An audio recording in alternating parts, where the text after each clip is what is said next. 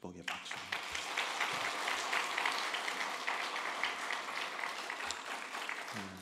말씀 듣는 시간입니다. 요한복음 6장 22절부터 29절까지 말씀, 그리고 35절, 51절 띄엄띄엄이지만은 같이 보도록 하겠습니다. 먼저 요한복음 6장 22절부터 29절 제가 한 절 읽고 여러분 한 절 읽으시고 교도하도록 그렇게 하겠습니다. 그 다음 날이었다. 바다 건너편에 서 있던 무리는 거기에 배 한 척만 있었다는 것과 예수께서는 제자들과 함께 그 배를 타지 않으셨고 제자들만 따로 떠나갔다는 것을 알았다.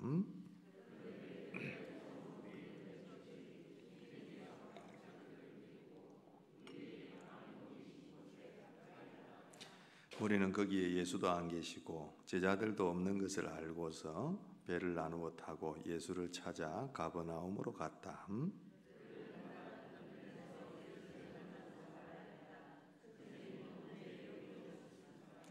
예수께서 그들에게 대답하셨다. 내가 진정으로 너희에게 말한다. 너희가 나를 찾는 것은 표징을 보았기 때문이 아니라 빵을 먹고 배가 불렀기 때문이다.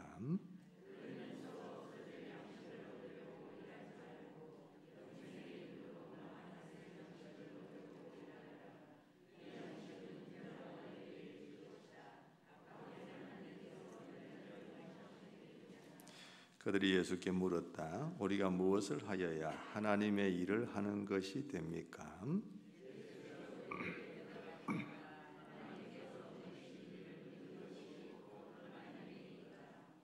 아멘. 우리 35절 말씀 띄어넣으면서 같이 한번 읽겠습니다. 예수께서 시작. 예수께서 그들에게 말씀하셨다. 내가 생명의 빵이다. 내게로 오는 사람은 결코 줄이지 않을 것이요 나를 믿는 사람은 다시는 목마르지 않을 것이다. 아멘. 51절로 한 번만 더 넘어갑니다. 나는 시작. 나는 하늘에서 내려온 살아있는 빵이다. 이 빵을 먹는 사람은 누구나 영원히 살 것이다. 내가 줄 빵은 나의 살이다. 그것은 세상에 생명을 준다. 아멘. 아멘. 할렐루야. 우리 제목을 한번 외치듯이 읽어보겠습니다. 시작. 생명의 양식 예수 그리스도. 그랬습니다. 오늘 말씀을 잘 이해하려고 하면 사실 이 요한복음 6장 전체를 다 읽어야 되는데 너무 길기 때문에 오늘 말씀에 해당되는 부분 조금 발췌해서 그렇게 읽었습니다. 오늘 본문에 있는 이 요한복음 6장 말씀을 딱 펴면 1절부터 어떤 내용이 나오느냐 하면은 여러분이 잘 아시는 오병이어의 기적의 사건이 나옵니다. 예수님께서 작은 어린 아이의 그 도시락 보리빵 5개 또 큰 멸치 같은 반찬용 작은 생선 2마리 그걸 가지고 거기에 모인 남자 어른들만 5,000명을 먹이셨다. 그러니까 여자와 아이들까지 다 포함하면 뭐 10,000명, 20,000명은 좋게 될 만한 많은 사람들을 그 조그만한 아이의 도시락으로 먹이셨던 놀라운 사건입니다. 현장에 있던 사람들, 그걸 경험했던 사람들 어땠을까요? 우리는 2000년이 지난 지금 그리고 그를 통하여 성경을 통하여 그냥 읽고 있어도 야, 이런 일이 어떻게 일어날 수 있나? 이런 대단한 기적이 어떻게 일어날 수 있나? 이런 생각을 하게 되는데 그 자리에 있었던 사람들에게는 굉장한 충격이죠. 충격 그 자체입니다.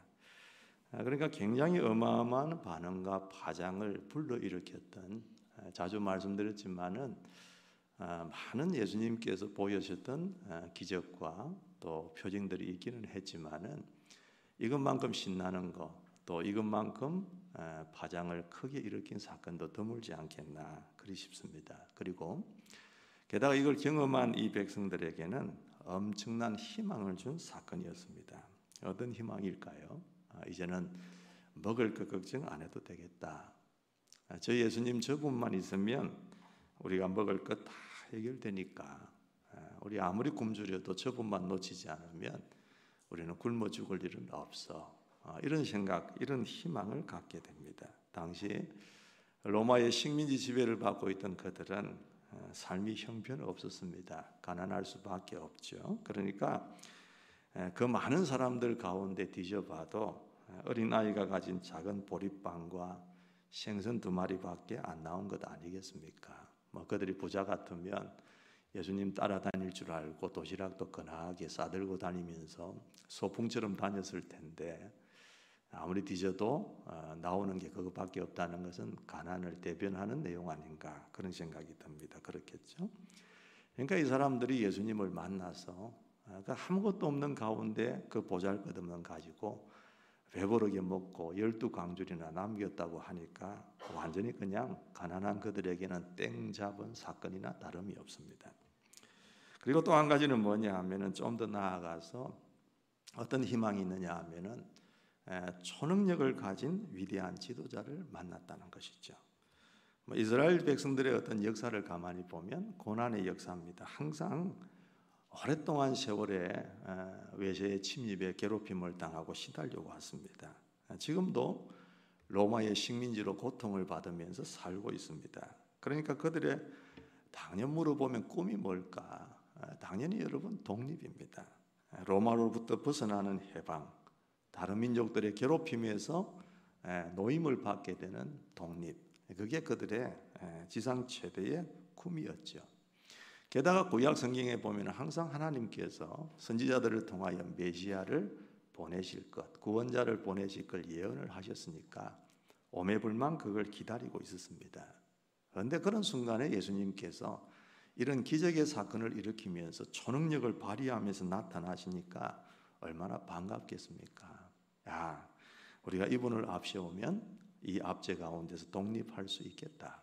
우리의 소원을 이룰 수가 있고 꿈을 이룰 수 있겠다. 이런 희망과 엄청난 소망이 생기게 되어진 겁니다. 그러니까 이 사건은 정치적으로도 해방에 대한 굉장한 기대를 품게 하고요, 경제적으로 먹을 것 걱정 안 해도 되는 완벽한 대안. 그때 만약에 왕을 뽑는 선출, 우리처럼 대통령 선거 이런 게 있었다면은 완벽한 대선 후보가 되는 그런 상황이 되지 않겠습니까? 그래서 그들이 어떻게 하느냐 하면은 오늘 읽은 이 6장 15절 말씀에 보면 예수님을 왕으로 삼으려고 했다는 내용이 나옵니다. 당연하죠. 근데 중요한 것은 하루가 지났습니다. 그 사건이 일어나고 그 다음날 동이 텄는데 어떻게 됐을까요? 그 어마어마한 일을 경험한 그 사람들이 예수님을 그냥 놔둘 리가 없습니다. 그래서 예수님을 찾아서 어디까지 가냐 하면 예수님이 계신 가버나움으로 가는데, 아침부터 새벽부터 동이 트자마자 사람들로 북적이기 시작합니다. 그런데 그들이 예수님을 발견하고 정말 반가운 마음으로, 부푼 마음으로 예수님께 인사를 했을 때 예수님이 그 인사를 접하고 말씀하시는 첫 마디가 뭐냐 하면 26절 말씀에 나오는데, 너희가 나를 찾는 것은 표징을 보았기 때문이 아니라 빵을 먹고 배가 불렀기 때문이다. 그렇게 얘기를 하시는 거예요. 여러분, 예수님을 찾아와서 반갑게 굿모닝 그러면서 인사하는 그들에게는 그렇게 썩 기분 좋은 대답이 아닙니다. 예수님께서도 반갑게 맞이하시면서 그래 잘 잤냐? 그래 어땠어? 어제 아주 기분 좋게 잘 먹고 자니까 배부르고 좋지? 오늘도 기대해봐. 이런 대답이 나와야 되는데 예수님은 그들을 나무라듯이 말씀하시는 거예요. 너희가 나를 찾는 것은 배가 부르기 때문에 그렇게 나를 찾는 것이다. 경상도 버전으로 하면은 뭐하러 여기까지 찾아왔노? 어제 내가 배부르게 먹여줬더니 그것 때문에 여기 또 왔지. 그러면서 핀잔 주듯이 하시는 말씀이 주님께로부터 나온 겁니다. 멀리서 걸어서 찾아온 그들을 머쓱하게 만드는 주님의 말씀이었어요. 여러분, 예수님이 누구십니까? 하나님이십니다. 인간의 몸을 입으셨지만 전능하신 하나님이세요. 그래서 그들의 속마음을 환하게 꿰뚫고 계시는 거죠. 여러분, 요한복음 3장에 보면은 무슨 말씀이 나옵니까? 니고데모 사건이 나오잖아요. 니고데모가 유대인의 관원이고 바리새인이고 높은 자리에 있습니다. 그 사람들 다 예수님을 싫어하는데 이 니고데모는 마음속에 예수님을 인정하기 시작했죠. 그러니까 다른 사람이 안 보는 밤에 예수님을 찾아왔잖아요. 그러면서 하는 말이 뭡니까? 당신은 하늘로부터 내려오신 선생님인 줄 우리가 압니다. 나는 그렇게 믿고 있습니다. 다른 사람들 다 뭐라고 생각할지 모르겠지만 저는 그걸 인정합니다. 그러면 예수님께서 그래, 그래도 지혜롭네, 똑똑하네, 사람 볼 줄 아는 눈이 있네, 뭐 이런 말씀하셔야 되는데 사람이 물과 성령으로 거듭나지 아니하면 하나님 나라를 볼 수 없느니라. 그러면서 막 하나의 핀잔 주시는 것 같은 그런 말씀이 있어요. 그런 비슷한 뉘앙스입니다. 뭐 삐적삐적 주님을 찾아서 이렇게 온 사람들에게 주님이 핀잔하시듯이 너가 배부르니까 찾아왔지, 어제 실컷 먹고 배부르니까 오늘 나를 또 찾아온 것 아니야, 그러면서 말씀을 그렇게 하시는 거예요. 그런데 예수님이 하신 이 한마디 속에 우리가 눈여겨보아야 될 중요한 단어가 있습니다. 그게 뭐냐 하면 표징이라는 말이에요.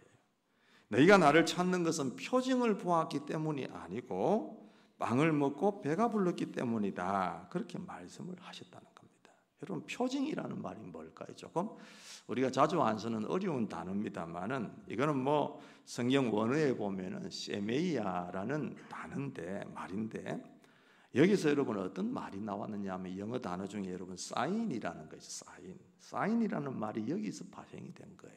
자, 야구 경기를 보면 공을 던지는 투수가 있고 그 공을 받는 포수가 있습니다.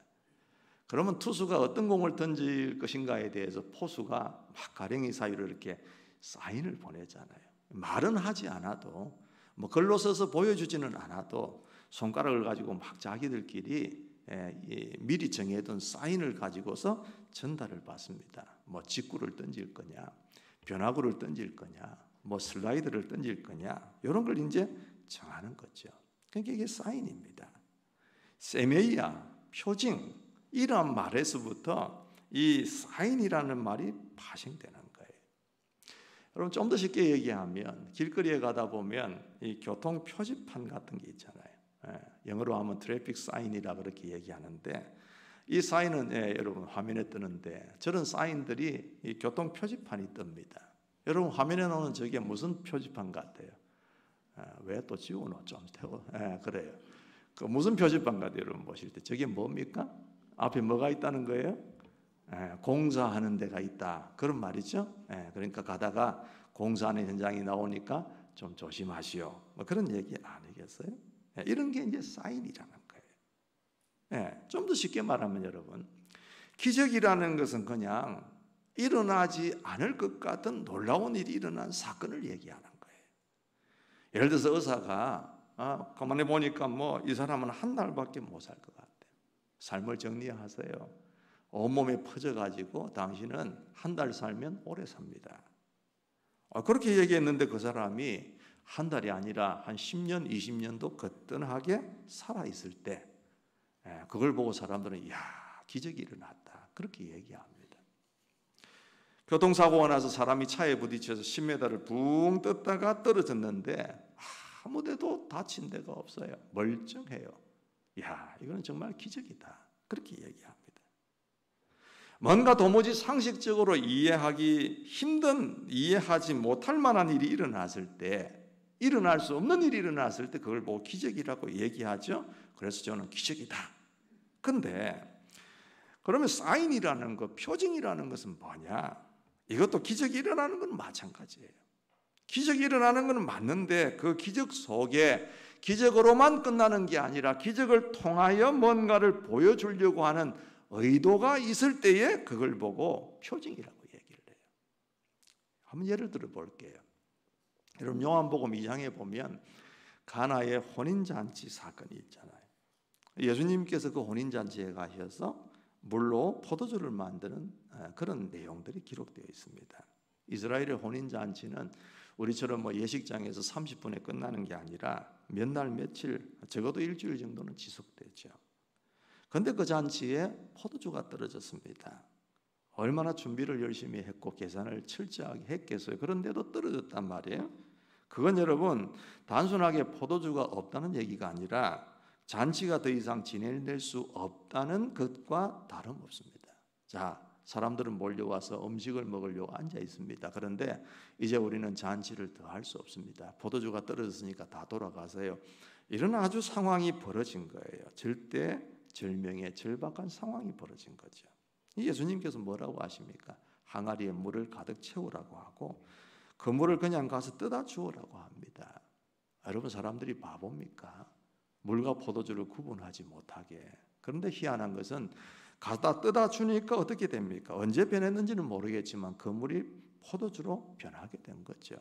칭찬까지 받습니다. 이 집에는 아주 다른 집에 가면 처음에는 좋은 포도주 내놨다가 사람이 좀 취하면 대충 그냥 내놓는데 이 집에는 어떻게 가면 갈수록 더 맛있는 포도주가 나오냐, 칭찬까지 받는 놀라운 기적이 일어난 거죠. 어떻게 그런 일이 일어날 수 있습니까? 일어날 수 없는 기적이 일어난 거예요. 그런데 성경은 그 사건을 기록하면서 그 마지막에 뭐라고 기록하느냐 하면 요한복음 2장 11절 말씀인데 거기에 이렇게 얘기를 하면서 마감을 합니다. 뭡니까? 예수께서 이 첫 번 표징을 갈릴리 바다 가나에서 행하여 자기의 영광을 드러내셨다. 그렇게 말씀하세요. 거기도 표징이라는 말이 나옵니다. 예수님께서 이 첫 번 기적을 일으키셨다 말씀하지 않고 이 표징을 일으키셨다, 이 표징을 행하셨다, 그렇게 말씀하시는 거예요. 방금 말씀드린 대로 예수님은 이 기적을 통해서 뭔가 던져주고 싶어하는 메시지가 있다는 거예요. 그냥 물로 포도주를 만들어서 흥이 나는 어떤 잔치를 만들어주는 것으로 끝나는 게 아니라 예수님은 그렇게 하시는 사건을 통해서 뭔가 보여주시고 뭔가 말씀하시려고 하는 것이 있었다. 그래서 표징이라는 단어를 쓴 거예요. 예수님이 이 사건을 통해 보여주시고 싶은 게 뭡니까? 뒤에 나오는 말씀이지만 자기의 영광을 드러내셨다. 그 말씀이 중요한 거예요. 자신이 하나님이 보내신 아들이요 메시아이시라는 사실을 그들에게 처음으로 드러내시려고 작정하시고 이루신 사건이 그 가나의 혼인잔치에 물이 포도주로 변화된 그 사건이다, 그 말입니다. 그러니까 예수님은 사람들이 그 물이 포도주로 변한 그 기적 자체에 놀라서 흥분하는 그런 모습 가운데 있지 아니하고 그걸 넘어서서 예수님 당신을 보기를 원하셨던 거예요. 그전에는 뭡니까? 그 예수님은 나사렛에서 자란, 빈민가에서 자란 목수의 아들 예수였습니다. 그런데 이 사건을 통하여 그들이 저 사람이 도대체 누구야? 어떻게 저 사람은 물로 포도주를 만드는 거야? 어떻게 이런 일이 일어난 거야? 저분은 도대체 어떤 분이야? 대단하네? 그러면서 예수님께 눈을 둘 수 있고 예수님을 집중할 수 있도록 만드는 사건이 이 사건이에요. 그래서 뭘 가르치려고 합니까? 예수님이 하나님이 보내신 능력의 아들이시다. 그걸 보여주려고 하는 의도가 이 혼인잔치 사건 속에 있다는 거죠. 이 오병이어 사건도 마찬가지예요. 단순하게 가난한 사람들 먹이려고 예수님께서 굳이 하시면서 그걸 가지고 배불리 먹이신 게 아니라는 거예요. 이 보릿빵 5개, 물고기 2마리를 가지고 예수님께서 그 기적을 일으키신 것은 그 기적을 통해서 뭔가 보여주려고 하는 사건이었다, 그 말이죠. 그런데 이 기적을 경험한 사람들은 거기에 관심이 없습니다. 거기에 관심이 없어요. 어디에 관심이 있습니까? 오늘은 또 어떤 기적을 볼 수 있을런가? 누가 뭘 가져와서 또 예수님이 뻥튀기 해가지고 실컷 먹을 수 있을런가? 오늘의 메뉴는 뭘까? 여기에만 관심이 있는 겁니다. 육신의 양식, 먹는 것, 육신을 즐겁게 해줄 짜릿한 뭔가를 또 보고 싶어서 기대하면서 그 사람들이 예수님께 몰려온 거죠. 그러니까 예수님은 그 사건을 통해서 뭔가 가르쳐주고 보여주려고 하는 표징으로 일으키신 사건인데 이 사람들은 그 기적만을 계속해서 보기를 원하는 거예요. 그렇다면 예수님께서 여러분 이 오병이어의 사건을 통해서 그들에게 보여주고 말씀하시고 싶어하는 그 표징이 뭘까요? 네가 배고프면 언제든지 나를 찾아와 내가 해결해 줄 테니, 그런 말씀이겠습니까? 봤지? 내가 얼마나 대단한지 까불면 죽어? 앞으로 잘 보여? 그런 의도일까요? 그건 아니겠죠. 예수님이 그 사건을 통해서 말씀하시고 싶은 것은 이런 겁니다. 너희가 배고프다가 실컷 먹으니까 배부르고 좋지? 행복하지? 그런데 육신의 배부름도 중요하지만 영혼의 배부름은 더 중요한 거야. 빵은 아무리 먹어도 다시 배고프게 되어 있어. 그렇지만 나를 먹게 되어지면 다시금 배고프지 않고 목마르지도 않는단다. 난 하늘로부터 내려온 생명의 빵이기 때문이야. 이 빵은 먹어도 되고 안 먹어도 되는 게 아니야. 먹으면 살고 안 먹으면 죽는 거야. 이거 먹으면 죽지도 않아. 내가 다시 살릴 거야. 이 말씀은 예수님께서 그 표적을 통하여 나타내시려고 하는 의도였다 그 말이에요.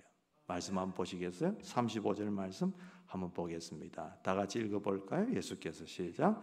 예수께서 그들에게 말씀하셨다. 내가 생명의 빵이다. 내게로 오는 사람은 결코 줄이지 않을 것이요 나를 믿는 사람은 다시는 목마르지 않을 것이다. 아멘. 51절 말씀 한 번 더 보시겠어요? 나는 시작. 나는 하늘에서 내려온 살아있는 빵이다. 이 빵을 먹는 사람은 누구나 영원히 살 것이다. 내가 줄 빵은 나의 살이다. 그것은 세상에 생명을 준다. 아멘. 여러분은 예수님을 왜 믿습니까? 기적을 위함입니까? 아니면 예수님을 원하기 때문입니까? 지금 제가 서 있는 이 강대상 이 자리에서 지난 세월 동안 많은 분들이 간증을 하셨습니다. 여러분 이 자리에 한번 서는 게 보통 용기가 아니잖아요. 다 알고 서면서도 벌벌 떠는 곳이 이 자리입니다. 저는 뭐 매주마다 또 예배 시간마다 서니까 익숙해지니까 괜찮지만 목사인 저도 여기에 올라올 때마다 항상 두렵고 떨리는 마음으로 진짜 올라옵니다. 하나님이 은혜 주시지 아니하시면 안 됩니다.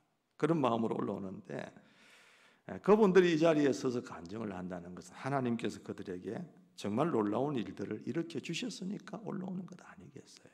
기적 같은 일들. 그런데 그분들이 모두가 다 지금 예수님을 잘 섬기고 계신가?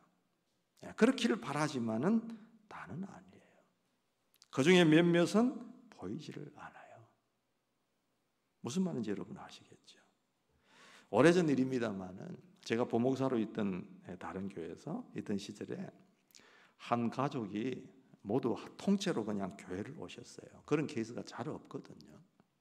뭐 부인이 먼저 왔다가 아니면 무슨 뭐 남편이 먼저 왔다가 애들이 와서 부모를 전도 이런 케이스는 있어도 뭐 가족이 통째로 할아버지부터 손주까지 오는 그런 경우는 잘 없습니다. 게다가 그분들은 원래 불교에 아주 심취해 있던 분들이에요.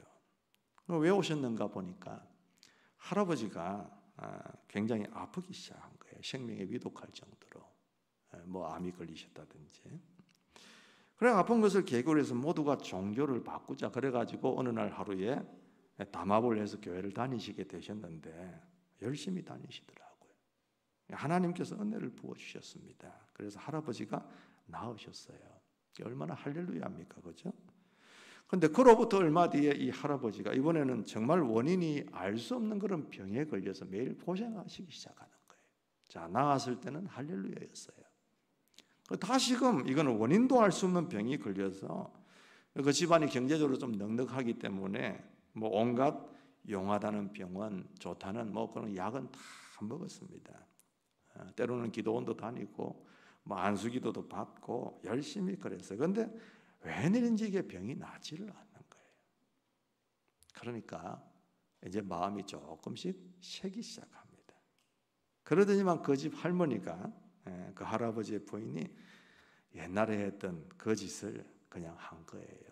뭐 짓이라고 표현하시 좀 미안하지만은 할아버지 몰래 어느 용하다는 무당을 불러가지고 옛날에 하던 대로 뭐 엄청난 돈을 들여서 굿판을 근하게 벌려보았습니다. 혹시라도 이렇게 하면 우리 남편 할아버지가 나을란가 싶어서.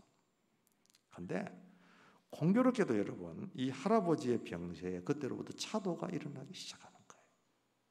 자, 이후에 할아버지와 할머니가 어떻게 했을까요? 어떻게 했을까요? 혹시 여러분 중에 그런 분이 안 계시냐 그 말입니다.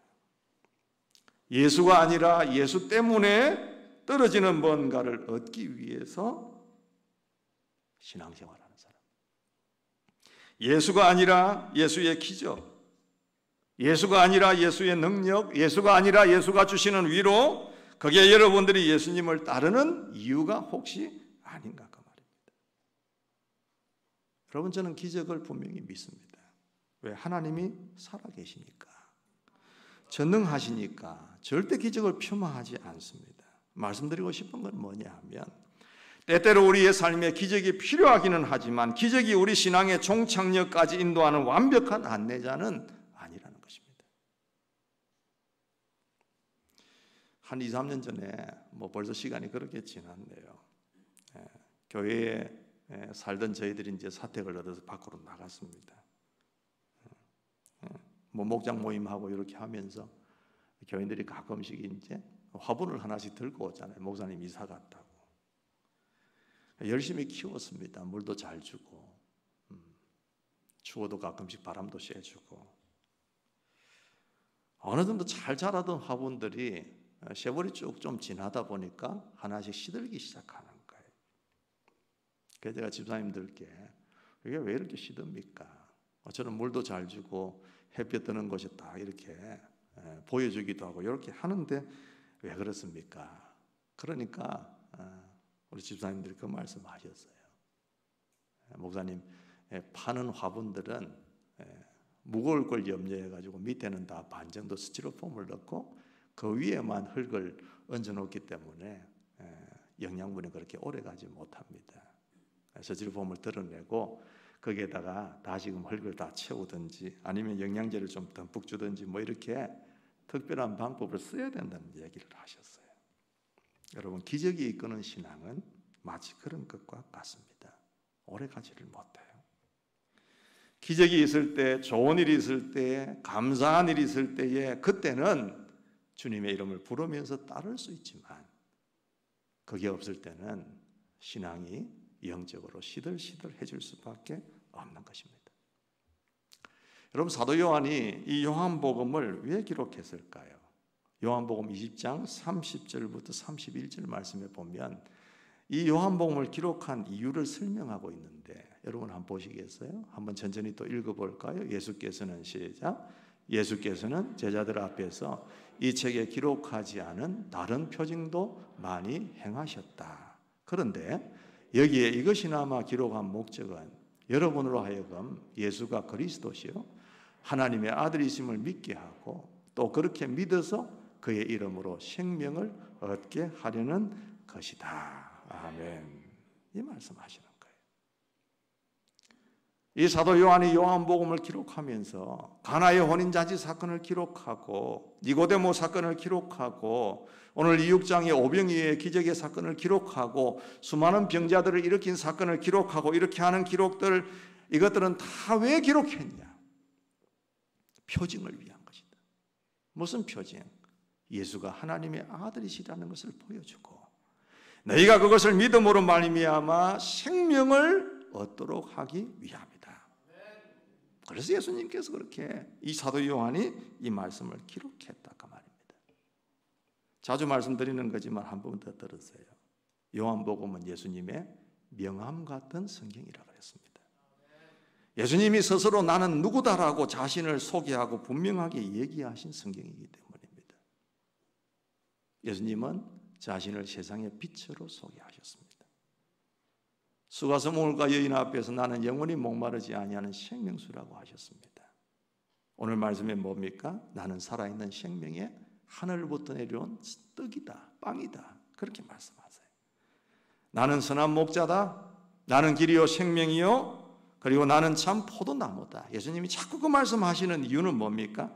예수님은 나에게 있어도 되고 없어도 되는 선택적 옵션적인 존재가 아니라 있으면 살고 없으면 죽는 생명적 관계라는 것을 얘기하는 것입니다. 오늘 예배하러 오신 여러분들께 예수님 뭐라고 하실까요? 혹시 그들에게 하신 그 말씀 그대로 하시지 않을런지.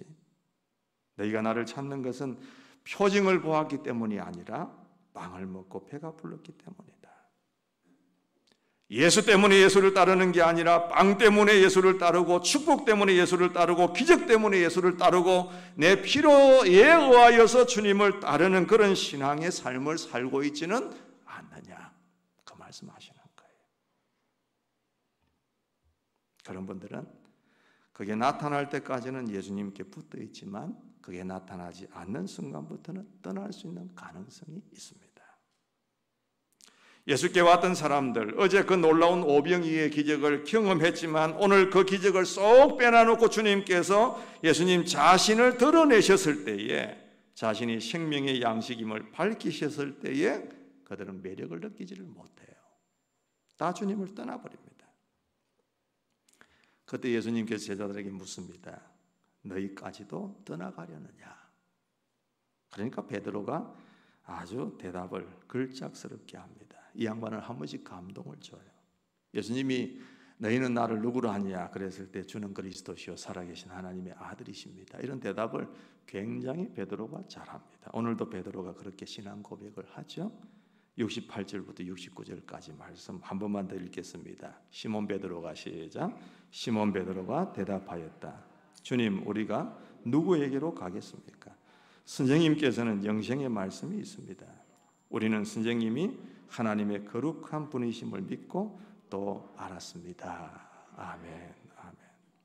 제가 군대에 있을 때 우리 군에 계신 분들, 다녀오신 우리 남자분들은 다 알겠지만은 저희 부대가 신병 교육 때도 같이 운영을 하고 있었거든요. 이제 갓 군에 들어온 애들 6주까지 교육시키는 그 일을 우리 사단에서 맡고 있었는데, 애들 보면은 진짜 먹는 것 하나에 목숨 거는 애들이 많습니다. 주일날 종교 행사라 그럽니다, 군대에서는. 그래서 불교, 천주교, 기독교, 성당이든 절간이든 교회든 세 군데 꼭 한 군데 가도록 선정을 하는데, 그들이 선택할 수 있도록 하지만은 그들의 선택 기준은 뭡니까? 오늘 메뉴가 뭐냐? 교회 가면 뭐 주냐? 저거들끼리 갔다 와가지고 이제 다 얘기를 나눈 거예요. 네 오늘 절에 가니까 뭐 주더노? 우리는 떡 주던데? 교회 가니까 뭐 줘? 초코파이 하나 주대? 성당에 가니까 뭐 주더노? 초코파이 2개 주더라. 그러면 그 다음 주에는 성당이 미어 터지는 겁니다. 여러분. 오늘날 이 시대는 여러분, 빵 한 조각이 모든 것을 좌우하는 시대라고 해도 과언이 아닙니다.